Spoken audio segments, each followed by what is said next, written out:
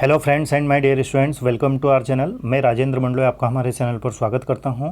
आज के इस वीडियो में हम बात करने वाले हैं quarterly exam 2021 subject English class 12 means त्रैमासिक परीक्षा में इंग्लिश का जो आपका पेपर है, इस पेपर के सॉल्यूशन को हम देखेंगे। ठीक है दोस्तों, चैनल को सब्सक्राइब करना ना भूलें और इस वीडियो को अपने फ्रेंड्स, रिलेटिव, क्लासमेट्स के पास प्लीज़ शेयर ज़रूर करें ताकि वह भी अपने आंसर्स को चेक कर सकें। पहला सेक्शन दिया गया है रीडिंग सेक्शन। रीडिंग सेक्शन में पैराग्राफ को पढ़कर प्रश्नों के उत्तर देना है। ठीक है, तो ये जो पैराग्राफ है, इस पैराग्राफ में ह्यूमन पावर से रिलेटेड बात हुई है। आप जैसे इसको पढ़ोगे तो आपको क्लियर हो जाएगा। अब जब भी हम किसी पैराग्राफ को पढ़कर प्रश्न के उत्तर देते हैं तो उसके लिए सबसे इंपॉर्टेंट चीज़ यही रहती है, मीन्स अनसीन पेज में, कि आप उस पैराग्राफ को अच्छे से पढ़ लें और हर क्वेश्चन का अर्थ निकालने की कोशिश करें। जैसे दिया गया है, the most important natural resource for national development is, मतलब राष्ट्र के विकास के लिए सबसे नेचुरल रिसोर्स महत्वपूर्ण कौन सा है, तो वो है ह्यूमन लेबर। ठीक है, पहली लाइन में आप पढ़ोगे तो यहाँ पर आपको दिखेगा, ये लिखा हुआ है ह्यूमन लेबर। ठीक है, अगला है human power means. Human power का अर्थ क्या होता है, तो ह्यूमन पावर मतलब उसमें महिला भी आ गए, पुरुष भी आ गए। तो पहला जैसे ओनली वुमेन दिया गया है तो ये भी नहीं आएगा, इंक्लूडिंग चिल्ड्रन ये भी नहीं आएगा, ओनली मैन ये भी नहीं आएगा, तो ये आएगा बोथ मैन एंड वुमेन। ठीक है, क्वेश्चन नंबर 3 है the ignored and overlooked for factor in development is, मतलब महिलाओं का जो की भूमिका है उसको इग्नोर किया जाता है। तो यहाँ पर देखिए लिखा हुआ है, यहाँ से आप देखेंगे, one essential factor usually overlooked or ignored, the forgotten factor is role of women. ठीक है, तो सी वाला आंसर सही रहेगा। क्वेश्चन नंबर 4 है वुमेन हैव हार्डली, महिलाओं के पास मुश्किल से ही होता है any voice in family or community decision or legal or economic status, ये चीज़ें उनके पास नहीं होती है। यहाँ से आप देखिएगा, ये एनी वॉइस फैमिली है ना, ये लिखा हुआ है, तो इसका आंसर सही रहेगा। अगला क्वेश्चन है women power is an essential power in the development of nation, मतलब राष्ट्र के निर्माण या विकास के लिए महिला शक्ति जो है वह जरूरी है।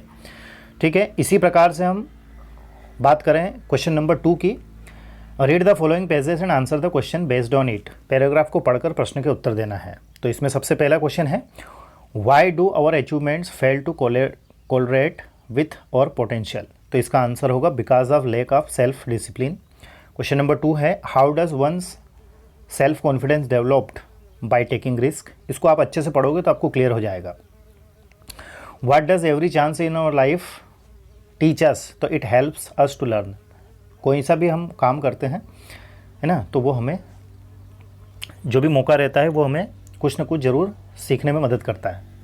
How does the author reward him after his success, तो by taking a short holiday, मतलब लेखक जो है उसकी सक्सेस के बाद में वो अपने आप को क्या करता था, रिवार्ड देता था, और वो रिवार्ड के रूप में शॉर्ट हॉलीडे पर जाता था। What does the author try to convey, लेखक क्या संदेश कन्वे करना चाहता है, तो one has to work hard and learn at least from failures. अब क्वेश्चन नंबर 2 की ओर चलें।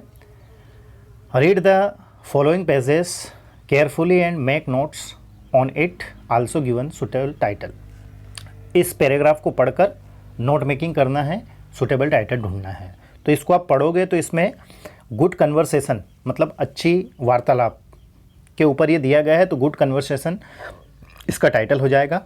अब नोट मेकिंग कैसे करना है, इसके लिए मैं ऑलरेडी वीडियोस डाल चुका हूँ, वो वीडियोस यदि आप नहीं देखे हैं तो ज़रूर देखिएगा, उसकी लिंक मैं अभी डिस्क्रिप्शन में दे दूंगा, और प्लेलिस्ट मैंने बना रखी है नोट मेकिंग एवं समरी के नाम से, तो चैनल को सब्सक्राइब कर आप उसको ज़रूर देखें, क्योंकि नेक्स्ट एग्जाम्स के लिए आपके लिए काफ़ी हेल्पफुल रहेंगे।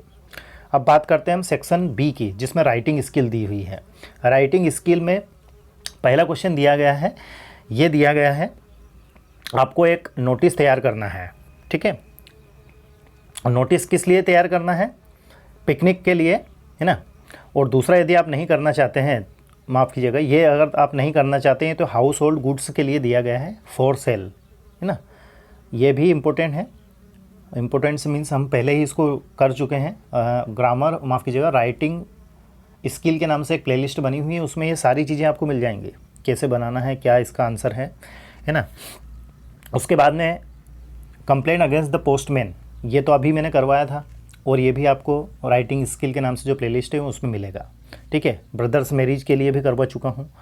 फिर कंपोजिशन में आपको दिया गया है इम्पोर्टेंस ऑफ ट्री या इम्पोर्टेंस ऑफ इंग्लिश। देखिए बहुत सरल है, ऑलरेडी इनको करवा चुका हूँ। तो ये सारी चीज़ें आप यदि अच्छे से कंप्लीट करना चाहते हैं तो राइटिंग स्किल के नाम से प्लेलिस्ट बनी हुई है, उसको ज़रूर देखिएगा।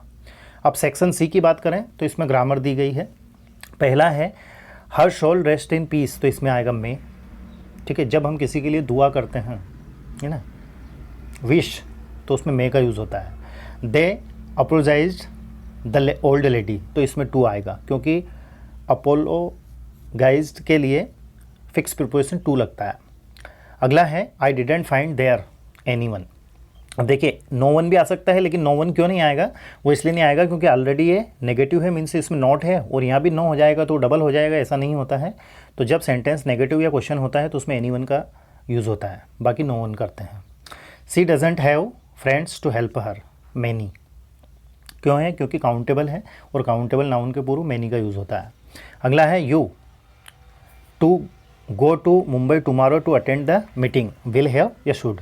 अब देखो ये सिमिलर चीज़ें दे दी हैं, मतलब तुम्हें कल दिल्ली जाना होगा मीटिंग अटेंड करने के लिए, जाना होगा मीटिंग अटेंड करने के लिए तो विल हैव लगाएंगे, और तुम्हें कल मीटिंग अटेंड करने के लिए दिल्ली जाना चाहिए तो फिर शुड लगाएंगे। तो दोनों ही सही हैं मेरे हिसाब से, ठीक है।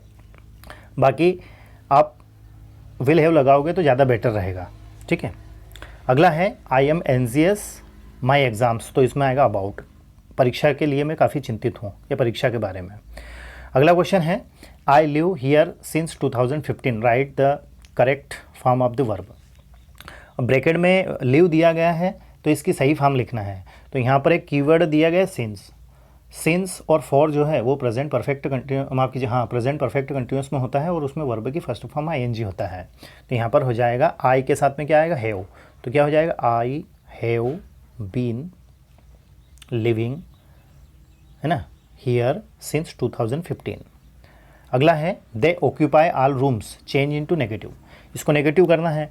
तो देखिए यहाँ पर ऑक्यूपाई मतलब वर्ब की फर्स्ट फॉर्म, और वर्ब की फर्स्ट फॉर्म मतलब ये प्रेजेंट इंडेफिनिट का है, और सब्जेक्ट यदि आई वी दे यू हो तो डू नॉट का यूज़ करते हैं। तो यहाँ पर हो जाएगा they do not occupy all the rooms.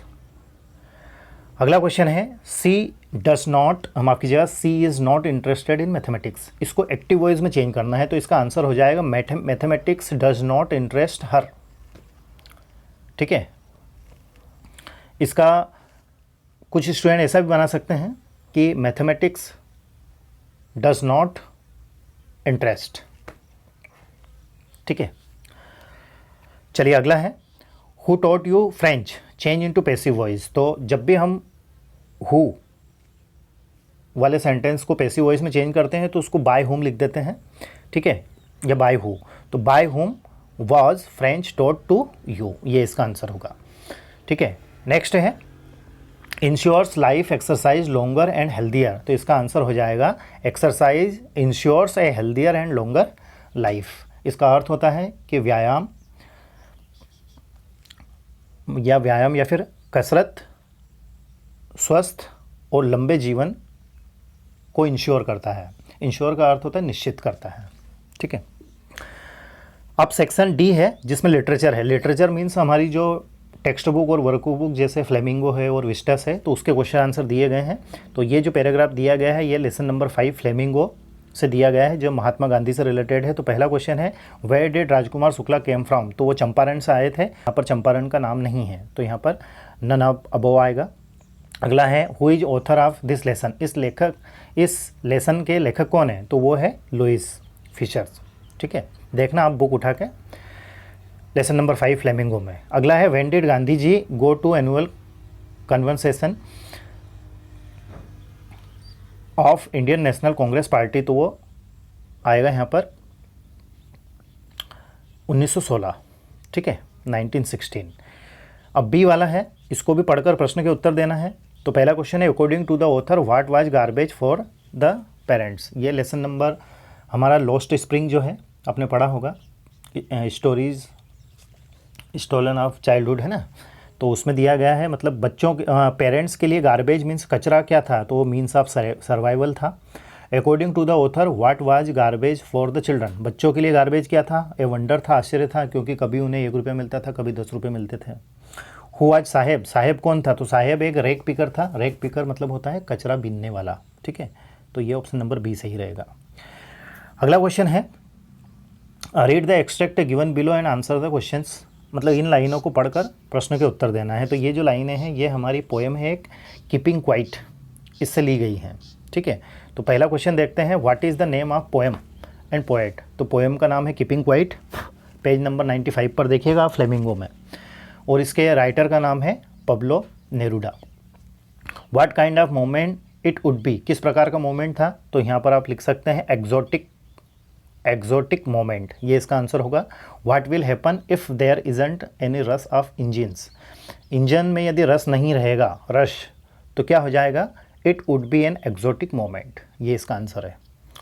Next question की ओर चलें तो इसमें भी देखिएगा, पहला क्वेश्चन है the above text has been taken from the Tiger King, ठीक है। अगला क्वेश्चन है who can be killed as self defence in state, तो COW काउ।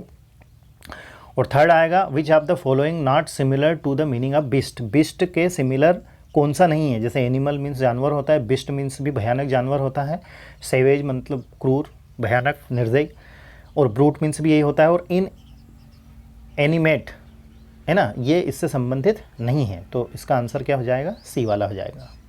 बाकी क्वेश्चन आंसर दिए गए हैं, ठीक है, तो ये आपने कर ही दिए होंगे। अब हमारे चैनल के माध्यम से हम क्लास 12th की इंग्लिश को कवर कर रहे हैं, तो वो वीडियोज़ यदि आपने नहीं देखे हैं तो उन वीडियोज़ को भी ज़रूर देखिएगा। मैंने प्लेलिस्ट बना दी है और इस वीडियो के डिस्क्रिप्शन में मैं उसके लिंक दे दूंगा, तो वहाँ से जाकर आप अपनी तैयारी अच्छे से कर सकते हैं। वीडियो यदि आपको अच्छा लगा हो तो प्लीज़ कमेंट ज़रूर करें और अपने दोस्तों के साथ इसे शेयर करना ना भूलें, ठीक है दोस्तों। Thank you very much for watching and please take care of yourself.